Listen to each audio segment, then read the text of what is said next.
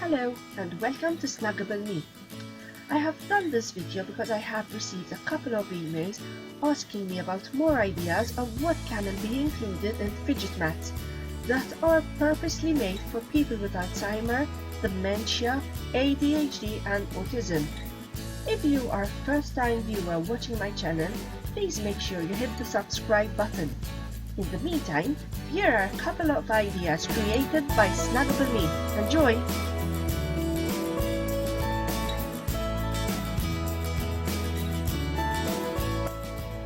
I was also asked about the process of how I combine everything within a mat. So the first thing I do is I go through my stacks of fabric, and once I decide on a color, I place any matching items on a surface, creating something similar to what an interior designer calls a mood board. I have placed unutilized jewelry, as if I recycled from a lime dress, ribbons, beads from an old kid's toy, and a set of matching buttons. Once I have gone through my drawers and seen all possible options I can use, I start placing the items I will be using. Once I am satisfied with my choice, I take a photo with my mobile. I will be able to use the photo as a reference at a later stage.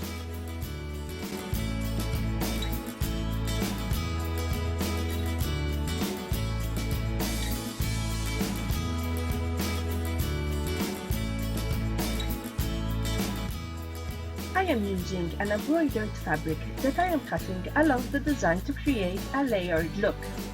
I'm using both the rotary cutter and the scissors to get as close as possible to the design.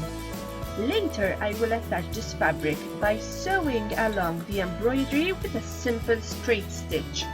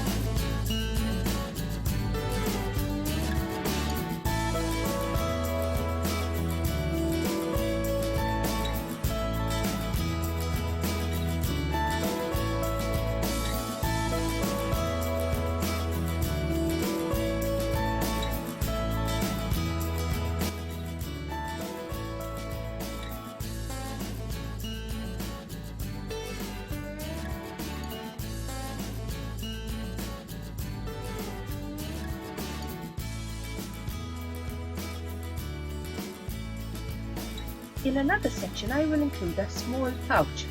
I start by sewing the pieces of fabric right sides together, then turning it inside out.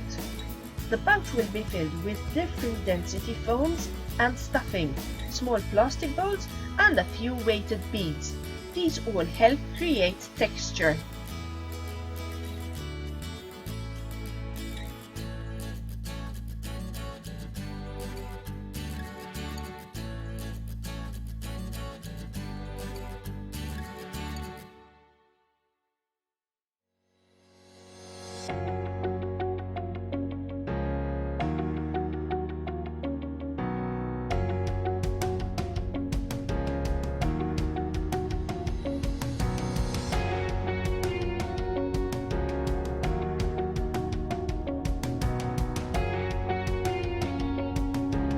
In the next section I am using 2 strings with beads on each. However, as you can see in the video, I am first sewing a green ribbon underneath to make the beads more visible against a block color background. If It is important to note that these mats should not be too busy because individuals might find them overwhelming to use.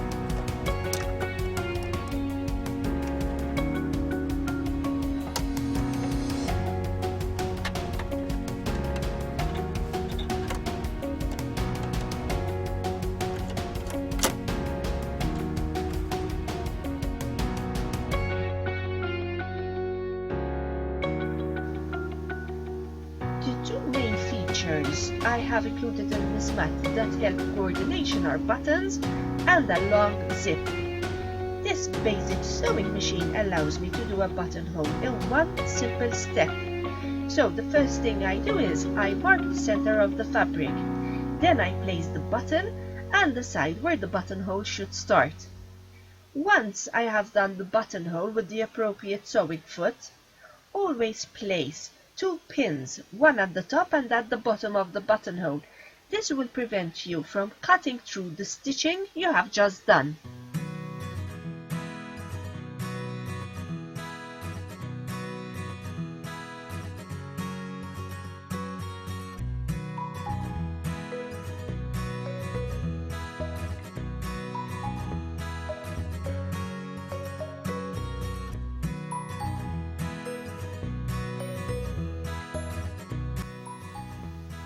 As previously mentioned, I will include this recycled zip that fits perfectly in the center of the mat.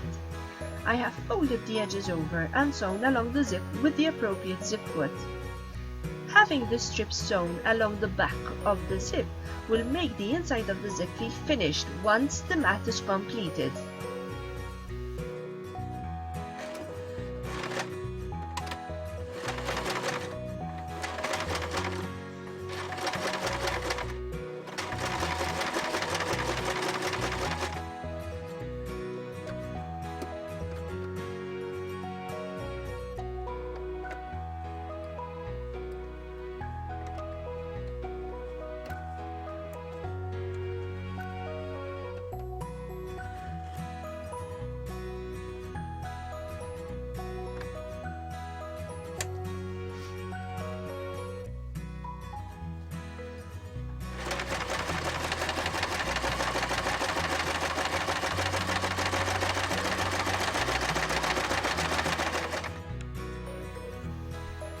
And as you can see, I have some help to help show you the finished mat. I have included the jewelry pendant, a folded chair fabric in the middle and the beads on the separate strings. I have also finished this blanket with denim borders and a scrap fabric for the back. If you would like to see how I include the backing, you can view my previous video on the fidget mats.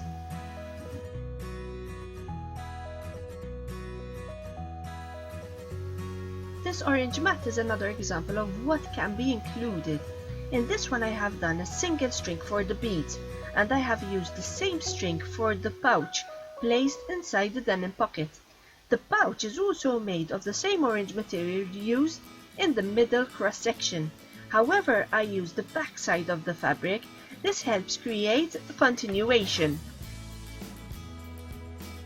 Whilst in this green and blue mat, I have included the jeans fastener and the belt ties. Moreover, I have done an owl character that makes it even more attractive to younger users. If you would like to see more ideas of mats specifically for children with autism or ADHD, please leave a comment below. I also enjoy reading your emails, however this is more practical. Once again, I thank you all for watching. Until the next video, I wish you all slim و صحة.